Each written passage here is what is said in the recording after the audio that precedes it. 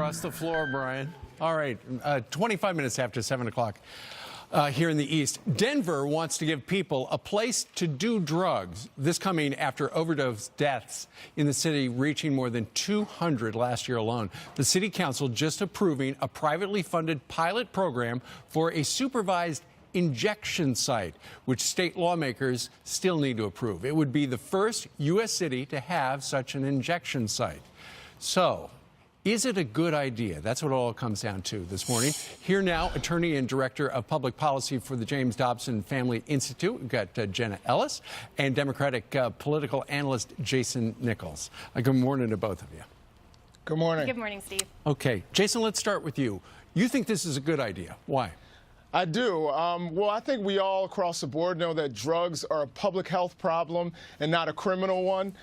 This will be a way to stop overdose-related deaths. These supervised injection sites will also clean up our environment and make it so that there aren't needles in public bathrooms and in public parks and on the streets. You know, I'm from the Baltimore area, and I can remember going to Druid Hill Park and seeing needles on the ground, which were very unsafe.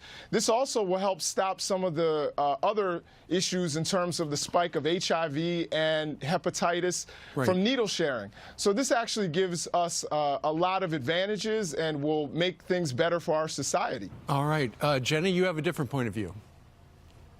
Yeah, this isn't innovative. It's absurd. I mean, we all definitely want to help treat addiction and mental health, but supervising and facilitating drug use is absolutely the inappropriate way. And while, you know, we may want to do all of the wonderful things that Jason just stated, but the statistics in Colorado actually show that most crime is drug-related. And since 2012 in Colorado specifically, the crime rate has gone up. Felony filings have gone up 46%.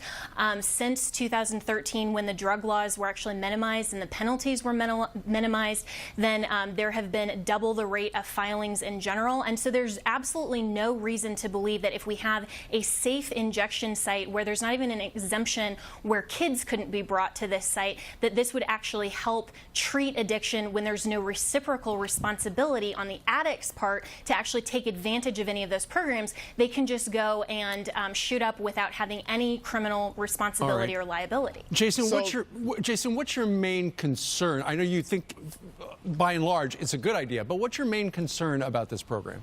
So, well, number one, I just want to say that there have been 75 studies that have shown that the sites are not linked to an increase in crime or drug use. So I think that that's absolutely false.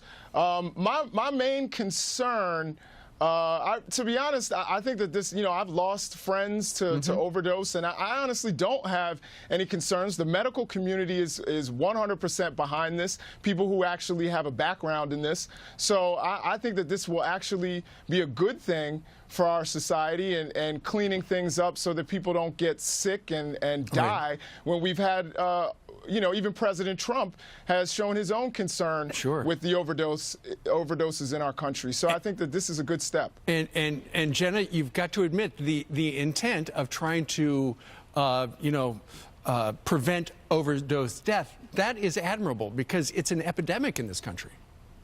Oh, of course. I mean, the opioid epidemic is absolutely a crisis in America, but creating a safe space where people can legally go and commit a criminal activity outside the zone of criminal responsibility is not the way to treat addiction or mental health. And the statistics that Jason tried to cite, but the treatment has always been in the context of drug court, probation, or some other responsibility that attaches to greater penalties for addicts when they're actually willing to get help. But it has helped, and studies and I used to be a prosecutor and defense attorney here in Colorado.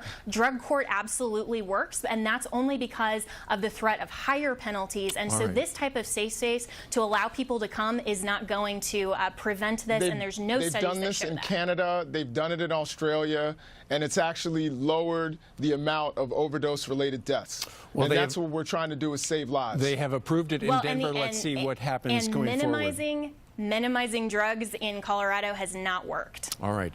Jenna Ellis, you get the final word. Jason Nichols, you got the first word. So thank you very much for joining us live today. Thanks, Steve. Thanks, Jenna. Thank you, Steve. So what do you think?